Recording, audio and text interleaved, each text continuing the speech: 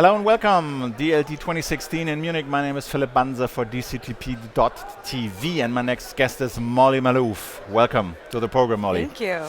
You're a physician in San Francisco. I am. And tell us a little bit about how you provide individual optimization, health optimization in San Francisco.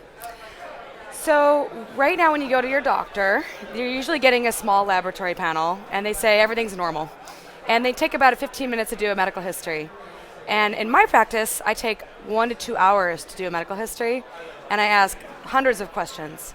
And then I do a variety of lab tests, including genetics, microbiome testing, metabolomics, clinical chemistry, hormones, immunity, you name it. And I use that to get a big picture of what the body looks like inside.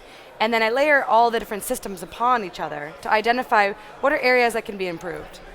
And what's the aim? The all so over? The aim is to look at the human body and to look at individuals, not as just people. You don't look at individuals searching for disease. You're looking for how can I improve human health. Right now, when you look at athletes, for example, they've got teams of doctors, nutritionists that are working with them to make them the best players they can be. But in our lives, we don't really have many doctors that are designed to do this. I met some really great ones who taught me how to do what they did, and I look at executives as athletes just as much as anyone else. We had a talk here on a DLD yesterday where a physician or physicist, I can't remember, says, well, we can actually influence the aging of the brain, for example, by changing our diet. It's true. What role food does play in your business? And optimization of health? Sure. Food is pretty much core to what I do. It's the first thing I look at when I try to intervene in a person's health. I look at how they're eating, when they're eating, what they're eating, where they're eating, who they're eating with, and all these things can transform an individual's health. So if you're spending your time eating fast food by yourself, rushing here and there, A, you're not really digesting the food very well, and B, the food isn't really high quality. And so that's going to eventually rear its head in chronic disease. I recommend lots and lots of fruits and vegetables, healthy proteins, lots of I'm very much a plant-based diet, but I'm not against meat. It's just you want to have the highest quality possible. But most Americans are eating really high carbohydrates, processed foods, and these are super inflammatory, and that inflammation is contributing to brain health and brain dysfunction. So when a person gets diagnosed with Alzheimer's, what they're saying now is that it's a type 3 diabetes. It's actually the food we're eating is causing inflammation that's degrading our brain function. And I mean, when I listen to a lot of podcasts, and I saw over the last couple of months more and more companies advertising for food. They send you healthy food to your home, so you can quickly provide yourself a healthy but fresh and local meal. Is the food culture changing in the US as a whole, or is it only San Francisco and the nerds and the tech society in Silicon Valley? Yeah, I mean, I would say that these companies are certainly finding early adoption in big cities like New York and San Francisco, but these tend to be the cities where the trends begin and then they spread out. Unfortunately, if you go to the Midwest or the South, you're not going to see a lot of these options. So I'd say that it's the minority right now, but it's just a very early industry. And what is exactly changing? What are the priorities of those people changing their attitude to food? Well, let's think about the 50s, right? The war was over. People were, looking for comfort. They were looking for convenience. And the kitchen was really transformed by the microwave, the refrigerator, and by all these ways of making food easy to make. But we've learned that that's actually detrimental to our health because we've been searching for fast food and convenient food, and it's becoming less and less healthy. So people are looking at McDonald's and saying, I don't want to put that in my body, that's not good. But the drive and the desire for fast food and for convenient food is not going away, but people want quality food. So what we're seeing is, we're seeing companies that are making fast food that's available like McDonald's, but it's fresh and local ingredients. A company called Clover is doing that. And then there's companies like Blue Apron that are recognizing that people, it's not that they don't want to cook, it's just the thought of planning meals is kind of a complicated thing, especially for somebody who just started cooking. So what they're doing is they're packaging all these ingredients with recipes and instructions and making an easier entryway into making healthy food. But this is a new kind of business, isn't it? Somewhat. Somewhat? I mean, I think TV dinners Yeah. used to be a convenient fast food for home cooking, right? But people realize that that's frozen, processed, not really healthy food. People want a connection to the food. They want to be able to know where the food comes from. This drive and this desire for authenticity and trust in the food that they're eating is something that people are really looking for. And is it just a fashion to distinguish yourself from other people who have not that much money, for example, because healthy, local, Right. not processed food tends to be more expensive? Or is it really a structural, cultural change that's gonna last? Well, I think right now we're starting to recognize that food is a great remedy for some of our big metabolic diseases. And once we have systems that are set up to enable us to prescribe food as medicine, the people who are impoverished will be able to be getting the food that they need to be healthier. But I look at the millennial generation, and I've thought a lot about how they're more interested in experience and they're more interested in authenticity and high quality food. And they're willing to shell out more money for it, even if they know it's going to be more of their paycheck.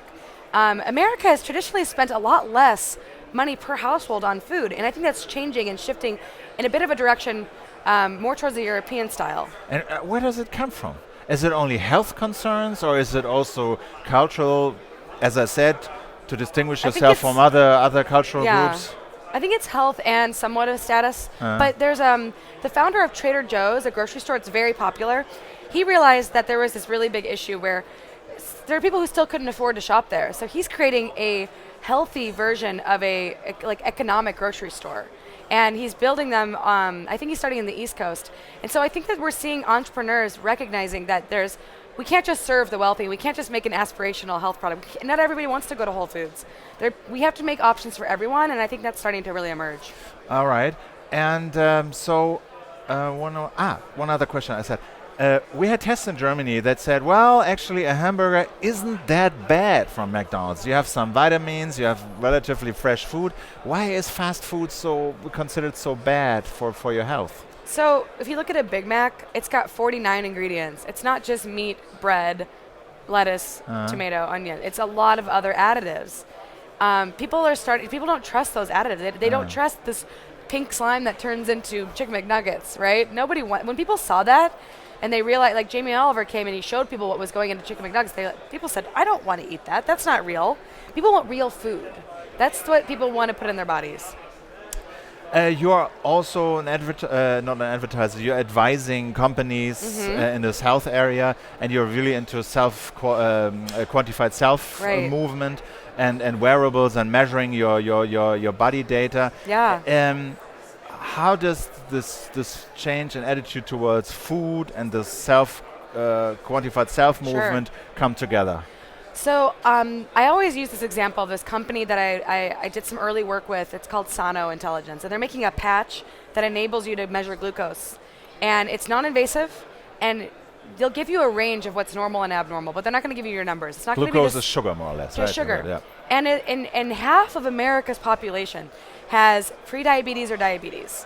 And this is a devastating disease because if it gets really bad, you lose your vision, your kidney function, your brain function. It's terrible. So when we will have information on our phones that tell us about what's going on in our bodies, we can make better decisions about our health. And I used to skip meals, and I used to let myself get really low blood sugar. And it wasn't until I started wearing one of these monitors when I realized, wow, my mood is so dependent on how I eat. And I learned the importance of meal timing through wearing one of these. And so I find that the more information you get about your health, and the more it's contextualized into what your health is all about, the better decisions you can make. And is there really data that really shows that those variables really improve the health? I mean, obviously it's your experience, but is there data that shows it really improves the health of a large part of the population? We don't have the data right now, but we do know that wearable technology, step counters, the reason why these work is because of this concept called the Hawthorne Effect. And it basically means that when people are being monitored or watched, they tend to behave better. So I think we're actually starting to see a gigantic fitness trend in America, where people are it's becoming the cool thing to do to wear fitness clothes as regular clothes, because fitness is becoming a very fashionable thing. And I think that's been partially driven by the technology around wearable tech. But when those variables create a new norm, say it's a new norm to live healthy Yeah. and to take care of your body and to be of lower cost to the society. Do you see a downside somewhere? Like people can't? Yes, there is somewhat of a downside. If you rely, there's this concept of cognitive offloading. Yeah. And if you were taking all of your thinking about your body and literally requiring technology to understand what's going on inside you, then you're kind of ignoring the reality, which is like you need to build a relationship with yourself. And I think we tend to be too much up here thinking and not enough feeling. And so there's this sensation in Silicon Valley where you see a lot of people who are all about optimization and all about efficiency, but they don't really have a relationship with themselves. So I think that we do risk becoming a bit robotic. Like how are the numbers? Yeah. You don't try to feel, how do I feel really? Is it really good for me? But you just look at the numbers. Right. Okay. Yeah. I hope that doesn't happen. And I think that the reality is that I don't recommend that people use these tools 24/7, 7 days a week. I use them as like a diagnostic tool to find out how active are you, and if you're not really active, how can we get you to a certain point? And once you're there, you may not need the tool anymore. And it's of course insurance companies try to use those variables and give you bonus if you use them. Do you think obviously it's in their interest, but do you think it's a good thing all in all, or is there a risk? Well, we used to have this insurance problem where they were giving you penalties for being sick. So I would rather live in a world where you get bonuses for being well than penalties for being sick. And I think it's a lesser evil. Okay, last question. Just provide us with some tips for easy, healthy food. Okay, so easy, healthy food would be, this is one of my favorite tips. So a lot of people, they buy fruits and vegetables and they say, well, these go bad really fast. What I take a plastic bag and a paper towel and I make a little greenhouse around the vegetables. So I put the paper towel on the bottom of the bag, a little bit of water, put the vegetable in, and then you put a clamp on the top and it makes a little greenhouse so it stays fresher longer in your fridge. All right. There you go. Molly, thank you much for your time. Thanks for coming. Molly Maloof. My name is Philipp Banse for DCTP.tv from the DLD16 in Munich. Thank you very much for watching. See you soon.